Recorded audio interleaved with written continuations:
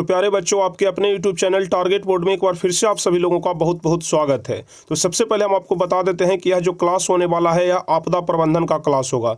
लेकिन आपदा प्रबंधन के कोई खास चैप्टर के बारे में आज आपको हम नहीं बताएंगे कि यह बड़ा चैप्टर बताएंगे, दूसरा चैप्टर बताएंगे, तीसरा चैप्टर बताएंगे, बल्कि पूरी आपदा प्रबंधन के चैप्टर को हम इस वीडियो में कंप्लीट कर देंगे। और ऐसा नहीं है कि एक वीडियो में 25 क्वेश्चन 30 क्वेश्चन बताएंगे, ऐसा भी बिल्कुल नहीं है। बस एक चैप्टर से हम आपको 5 ऑब्जेक्टिव क्वेश्चन बताएंगे और बस आपको उन 5 ऑब्जेक्टिव क्वेश्चन को ही याद करना है। और यदि आप इन 5 ऑब्जेक्टिव क्वेश्चन को याद कर लेते हैं तो हम गारंटी दे करके कहते हैं कि आपको इससे बाहर एग्जाम में नहीं आएगा। तो बहुत ही सिंपल है, बस आपको 5 ऑब्जेक्टिव क्वेश्चन याद करना रहेगा। तो समझ जाइएगा कि आपदा प्रबंधन का यह मास्टर वीडियो है। इस वीडियो को आपको बिल्कुल मिस नहीं करना है, शुरू से लेकर के अंत तक जरूर देखना है। बस यहाँ पर जो यह वाला चैप्टर आप लोग देख रहे हैं, प्राकृतिक आपदा एवं प्रबंधन, भूकंप एवं सुनामी, बस इसमें हम आपको 11 क्वेश्चन बताएंगे। लेकिन इसके अलावा जो चौथा चैप्टर है, 5वां चैप्टर है और छठा चैप्टर है, इसमें बस हम आपको 5-5 क्वेश्चन बताएंगे। तो चलिए हम जल्दी से बिना समय गवाए वीडियो को शुरू करते हैं और बारी बारी से कई क्वेश्चन को देख लेते हैं। मुश्किल से 10 से 12 मिनट में आपका यह पूरा क्लास समाप्त हो जाएगा। तो ध्यान से आप लोग इस पूरे वीडियो को देख लीजिए, आपके परीक्षा में 5 नंबर कंफर्म हो जाएंगे, क्योंकि हर हाल में 3-4 ऑब्जेक्टिव क्वेश्चन आपदा प्रबंधन से पूछा जाता है। तो इसलिए आप लोग को वीडियो को मिस नहीं करना है। तो चलिए हम शुरू करते हैं सबसे पहले नंबर क्वेश्चन से। तो सबसे पहले हम लोग भूकंप एवं सुनामी वाले चैप्टर से देख लेंगे। महासागर के तली पर होने वाले कंपन को किस नाम से जाना जाता है? बताइए, महासागर के जो तलहटी में जो कंपन होता है उसको किस नाम से जाना जाता है? बहुत ही ज़्यादा वीवीआई क्वेश्चन है। 2014 में भी पूछा गया, 16 में भी पूछा गया और 2020 में भी पूछा गया। तो बस आप लोग मन में बैठा लीजिए कि हो सकता है कि 2021 में पूछा जाए। तो बताइए पहला का कौन सा ऑप्शन सही होगा? तो ध्यान रखिएगा, महासागर के तलहटी में जो कंपन होता है उसको सुनामी के नाम से जाना जाता है। पहला का सी नंबर ऑप्शन सही हो जाएगा, आप लोग ध्यान रखिएगा। अब चलिए दूसरा नंबर क्वेश्चन हम लोग देखेंगे। हम आपको जैसा कि पहले बता दिए हैं कि इस वाले चैप्टर में आपको हम कुल 11 क्वेश्चन बताएंगे। तो चलिए दूसरा नंबर क्वेश्चन कह रहा है कि 26 दिसंबर 2004 को विश्व के किस हिस्से में भयंकर सुनामी आया था? बताइए, 26 दिसंबर 2004 को विश्व के किस हिस्से में भयंकर सुनामी आया था? दूसरा का कौन सा ऑप्शन सही होगा? तो आप लोग ध्यान रखिएगा, 26 दिसंबर 2004 को बंगाल की खाड़ी में भयंकर सुनामी आया था। दूसरा का डी नंबर ऑप्शन सही हो जाएगा। देखिए 2014 में भी और 2019 में भी यह क्वेश्चन पूछा गया है। चलिए अब अगला नंबर क्वेश्चन देख लेते हैं। भूकंप से पृथ्वी की सतह पर पहुंचने वाली सबसे पहली तरंग को किस नाम से जाना जाता है?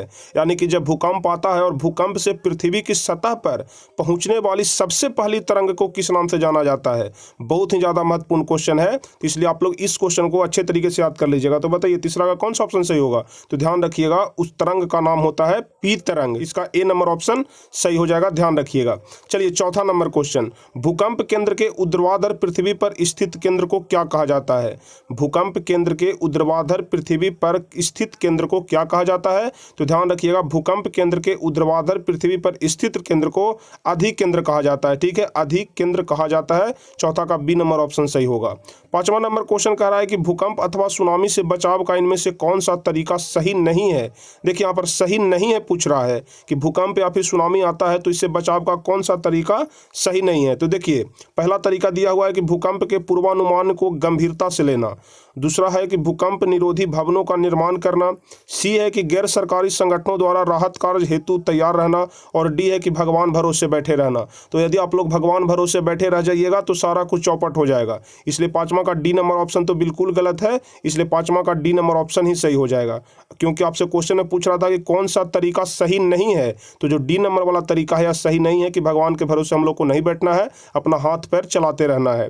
चलिए छठा नंबर क्वेश्चन, भूपटल के नीचे का वह स्थल जहां भूकंप का जन्म होता है क्या कहा जाता है? बताइए, यानी कि जहां से भूकंप की उत्पत्ति होती है उस बिंदु को क्या कहा जाता है? छठा का कौन सा ऑप्शन सही होगा? तो ध्यान रखिएगा, उसको भूकंप केंद्र कहा जाता है। छठा का ए नंबर ऑप्शन सही होगा। जहां से भूकंप की उत्पत्ति होती है उस जगह को भूकंप केंद्र कहा जाता है, ध्यान रखिएगा। चलिए सातवां नंबर क्वेश्चन, किस देश को भूकंपों एवं ज्वालामुखियों का देश कहा जाता है? और वह कौन सा देश है जिसे भूकंपों एवं ज्वालामुखियों का देश कहा जाता है? मतलब सबसे ज्यादा भूकंप और ज्वालामुखियों वहां आता है। तो आप लोग ध्यान रखिएगा, भूकंपों एवं ज्वालामुखियों का देश जापान को कहा जाता है। दिन भर में वहां 10 बार 15 बार 25 बार 30 बार तक भूकंप आ जाता है। ठीक है, इसलिए सातवां का ए नंबर ऑप्शन सही होगा, भूकंपों का देश या फिर ज्वालामुखियों का देश जापान को कहा जाता है। अब चलिए 8वां नंबर क्वेश्चन, इनमें से कौन सा भूकंपीय तरंग नहीं है? बताइए, यहाँ पर 4 जो नाम दिया गया है इसमें से कौन सा भूकंपीय तरंग नहीं है? बताइए 8वां का कौन सा ऑप्शन सही होगा? भूकंपीय तरंग के प्रकार के बारे में आप लोग जानते होंगे कि पी तरंग भी होता है, एल तरंग भी होता है, एस तरंग भी होता है, लेकिन ओ तरंग नहीं होता है, इसलिए 8वां का डी नंबर ऑप्शन ही सही होगा। चलिए 9वां नंबर क्वेश्चन, भारत को कितने भूकंपीय क्षेत्र में बांटा गया है? बताइए, बहुत ही ज़्यादा महत्वपूर्ण क्वेश्चन है 9वां नंबर कि भारत को कितने भूकंपीय क्षेत्र में बांटा गया है। तो ध्यान रखिएगा, भारत को कुल 5 भूकंपीय क्षेत्र में बांटा गया है। 9वां का सी नंबर ऑप्शन सही होगा। अब चलिए 10वां नंबर क्वेश्चन, सबसे खतरनाक तरंग कौन है? सबसे खतरनाक तरंग कौन है? तो ध्यान रखिएगा, सबसे खतरनाक तरंग होता है एल तरंग। ठीक है, जो एल तरंग होता है यह पृथ्वी पर सबसे पीछे पहुंचता है, यानी कि जब भूकंप शुरू हुआ तो सबसे पीछे पृथ्वी पर पहुंचता है, लेकिन सबसे विनाशक तरंग होता है। इसकी रफ्तार 1.5 से 3 किलोमीटर तक होता है, जो कि सबसे विनाशकारी तरंग होता है एल तरंग, ध्यान रखिएगा। अब चलिए 11 नंबर क्वेश्चन, जो कि सबसे लास्ट क्वेश्चन है इस चैप्टर का, निम्न में कौन भूकंप का सर्वाधिक संवेदनशील नगर है? बताइए, 2020 में पूछा गया है कि निम्न में कौन सा शहर है जो कि भूकंप का सर्वाधिक संवेदनशील नगर है? बताइए 11 का कौन सा ऑप्शन सही होगा? तो ध्यान रखिएगा, जो देहरादून शहर है वह भूकंप का सर्वाधिक संवेदनशील नगर है। 11 का ए नंबर ऑप्शन सही हो जाएगा। तो बस जो यह चैप्टर था भूकंप और सुनामी वाला, इसमें बस 11 क्वेश्चन था जिससे मैं आपको बता दिए। अब इसके बाद चौथा चैप्टर, 5वां चैप्टर और छठे चैप्टर में बस 5-5 क्वेश्चन हम आपको बताएंगे। बस इन्हीं 5 क्वेश्चन को आपको ध्यान रखना है। तो चलिए हम लोग चौथा नंबर चैप्टर से सारे ऑब्जेक्टिव क्वेश्चन को देख लेते हैं।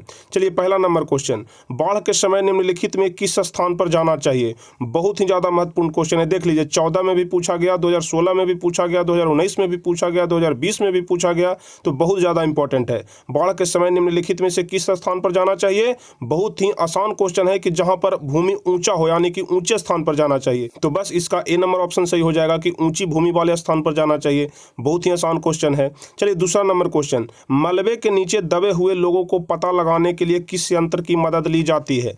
बताइए, यदि भूकंप आता है, सुनामी आता है और मलबे के नीचे कुछ चीज दब जाता है, कोई व्यक्ति दब जाता है, तो उसकी पता किस यंत्र के माध्यम से लगाया जाता है? दूसरा का कौन सा ऑप्शन सही होगा? तो आप लोग ध्यान रखिएगा, मलबे के नीचे दबे हुए लोगों को पता लगाने के लिए इंफ्रारेड कैमरा का प्रयोग किया जाता है। दूसरा का बी नंबर ऑप्शन सही होगा। मलबे के नीचे दबे हुए लोगों को पता लगाने के लिए इंफ्रारेड कैमरा का प्रयोग करते हैं। अब चलिए तीसरा नंबर क्वेश्चन, आग से जलने की स्थिति में जले हुए स्थान पर क्या प्राथमिक उपचार करना चाहिए? बताइए, बहुत ही ज्यादा महत्वपूर्ण क्वेश्चन है। आग से जलने की स्थिति में जले हुए स्थान पर क्या प्राथमिक उपचार करना चाहिए? तो आप लोग ध्यान रखिएगा, आग से जलने की स्थिति में जले हुए स्थान पर ठंडा पानी डालना चाहिए, क्योंकि प्राथमिक उपचार पूछा जा रहा है। और प्राथमिक उपचार उसे कहते हैं जो कि आप सबसे पहले मरीज को दे सकते हैं खुद के द्वारा। तो खुद के द्वारा आप क्या कर सकते हैं? गर्म पानी तो नहीं डाल सकते हैं, बी नंबर तो ऐसे ही नहीं होगा। आप प्राथमिक उपचार में अस्पताल तो नहीं पहुंचा सकते हैं, तो यह वाला भी नहीं होगा। तो आप ठंडा पानी ही डाल सकते हैं। तीसरा का ए नंबर ऑप्शन सही होगा। चलिए चौथा नंबर क्वेश्चन, बस्ती या फिर मकान में यदि आग लग जाए तो उस स्थिति में क्या करना चाहिए? बताइए, चौथा नंबर क्वेश्चन पूछ रहा है कि यदि मकान में या फिर बस्ती में आग लग जाए तो उस स्थिति में क्या करना चाहिए? ऑप्शन है कि अग्निशामक यंत्र को बुलाना चाहिए, कि दरवाजे खिड़कियां लगा देना चाहिए, कि आग बुझने का इंतजार करना चाहिए, कि उपयुक्त में से कोई नहीं। तो बताइए चौथा का कौन सा ऑप्शन सही हो जाएगा? तो ध्यान रखिएगा, चौथा का ए नंबर ऑप्शन सही होगा कि अग्निशामक यंत्र को बुलाना चाहिए ताकि जल्द से जल्द आग को बुझाया जा सके। चौथा का ए नंबर ऑप्शन सही हो जाएगा। अब 5वां नंबर क्वेश्चन देखिए, बहुत ही ज्यादा हॉट क्वेश्चन है, बहुत ही ज्यादा इंपॉर्टेंट क्वेश्चन है। आप लोग इस क्वेश्चन को अपने दिमाग में चुंबक की तरह एकदम साट लीजिएगा। सुनामी किस स्थान पर आता है? सुनामी किस स्थान पर आता है? कोई वर्ष ऐसा नहीं है कि जिस वर्ष में यह वाला क्वेश्चन नहीं पूछा गया हो। 14, 17, 18, 2019 में 2 बार पूछा गया, 2020 में भी पूछा गया, तो बस 2021 में हर हाल में पूछा जाएगा। इसलिए आप लोग ध्यान रखिएगा कि सुनामी किस स्थान पर आता है। तो ध्यान रखिएगा, सुनामी समुद्र में आता है। बहुत ही आसान क्वेश्चन है, लेकिन फिर भी इसको हर एक वर्ष पूछा जाता है। सुनामी किस स्थान पर आता है? तो समुद्र में आता है। चलिए चौथे नंबर चैप्टर से जितने सारे भी क्वेश्चन थे कंप्लीट हो गए। अब हम लोग 5वें नंबर चैप्टर में चलेंगे और इसके बाद छठा नंबर चैप्टर है, उसमें भी हम आपको 5 क्वेश्चन बताएंगे। तो चलिए 5वें नंबर चैप्टर में भी 5 क्वेश्चन हम लोग देखेंगे। सामान्य संचार व्यवस्था के बाधित होने का मुख्य कारण क्या है? बताइए, सामान्य संचार व्यवस्था के बाधित होने का मुख्य कारण होता है केबल का टूट जाना। पहला का ए नंबर ऑप्शन सही हो जाएगा। संचार व्यवस्था के बाधित होने का मुख्य कारण होता है कि तार ही टूट जाता है, जिसको कि बोलते हैं केबल का टूट जाना। अब चलिए दूसरा नंबर क्वेश्चन, यह वाला भी क्वेश्चन कम इंपॉर्टेंट नहीं है, बहुत ज़्यादा इंपॉर्टेंट है, क्योंकि देखिए 2011 में भी पूछा गया, 15 में भी पूछा गया, 19 में भी पूछा गया, 19 में 2 बार पूछा गया है। संचार का सबसे लोकप्रिय साधन क्या है? बहुत ही ज़्यादा इंपॉर्टेंट क्वेश्चन। दूसरा बताइए, संचार का सबसे लोकप्रिय साधन, तो आप सभी लोगों को पता होगा कि संचार का सबसे लोकप्रिय साधन सार्वजनिक टेलीफोन है। दूसरा का ए नंबर ऑप्शन सही हो जाएगा। संचार का सबसे लोकप्रिय साधन क्या है? तो सार्वजनिक टेलीफोन हो जाएगा। अब चलिए अगला नंबर क्वेश्चन, सुदूर संवेदी उपग्रह का प्रयोग किसके लिए होता है? बताइए, सुदूर संवेदी उपग्रह का प्रयोग किसके लिए होता है?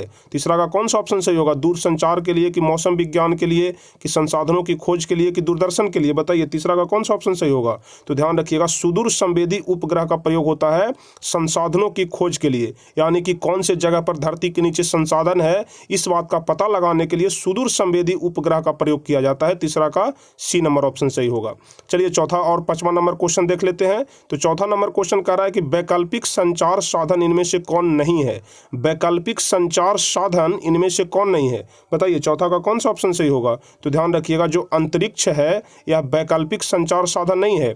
रेडियो संचार के द्वारा संचार का माध्यम हो सकता है, हैम रेडियो भी होता है, उपग्रह संचार भी होता है, लेकिन अंतरिक्ष संचार साधन का माध्यम नहीं है, इसलिए चौथा का डी नंबर ऑप्शन सही हो जाएगा।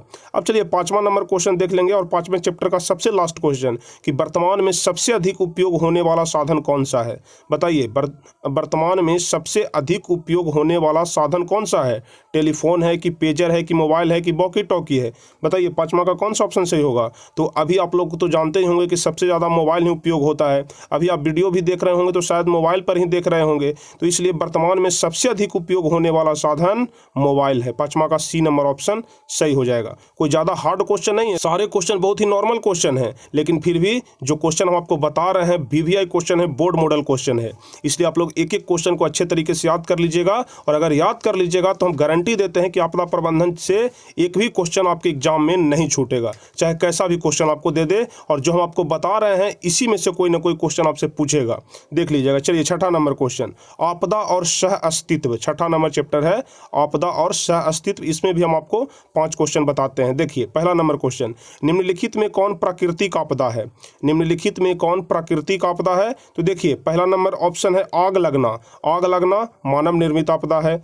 बम विस्फोट, बम विस्फोट भी कोई ना कोई मानव ही करता है या फिर करवाता है, तो यह भी मानव जनित आपदा है।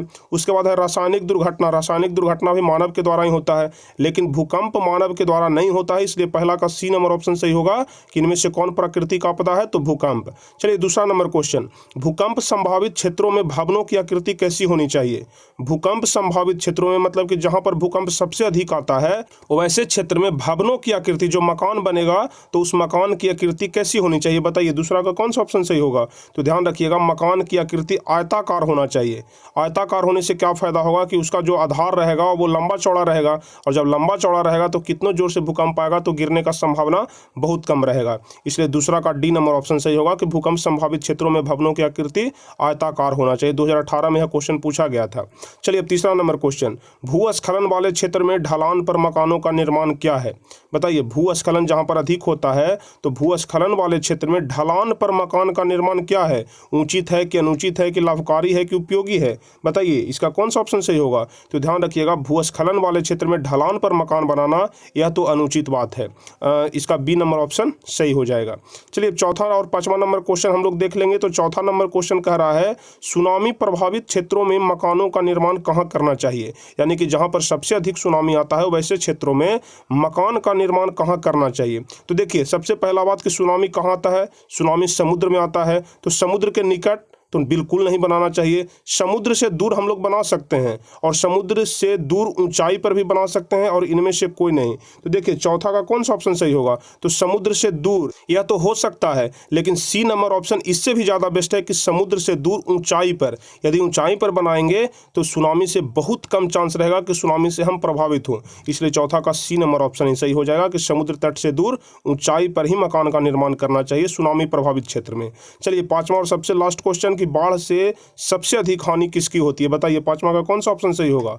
बाढ़ से सबसे अधिक हानि किसकी होती है, तो ध्यान रखिएगा बाढ़ से सबसे अधिक हानि, यहाँ पर देखिए कह रहा है सबसे अधिक हानि किसकी होती है, तो सबसे अधिक हानि होता है फसल का। लेकिन अगर पूछेगा कि बाढ़ से किसकी हानि होती है, तो हानि तो सभी चीज़ का होता है, फसल का भी होता है, पशु का भी होता है, भवन का भी होता है। लेकिन यहाँ पर पूछ रहा है कि सबसे अधिक हानि किसकी होती है, तो सबसे अधिक हानि फसल का ही होता है। 5वां का ए नंबर ऑप्शन सही हो जाएगा। ठीक है, सबसे अधिक हानि फसल का हो जाएगा। चलिए तो 5 का ए नंबर ऑप्शन आप लोग समझ गए होंगे। तो चलिए कुल यही 4 चैप्टर हम आपको आज बताए। ठीक है, चारों चैप्टर में से जितने सारे भी इंपॉर्टेंट क्वेश्चन थे सारे क्वेश्चन हम आपको बताए। इससे बाहर का आपको पढ़ने का कोई ज़रूरत नहीं है। यदि आप लोग इससे बाहर पढ़ते हैं तो बस टाइम वेस्ट करते हैं। जितना हम आपको बता दिए क्वेश्चन इसी में से आएगा, इस बात का हम आपको 100% गारंटी देते हैं।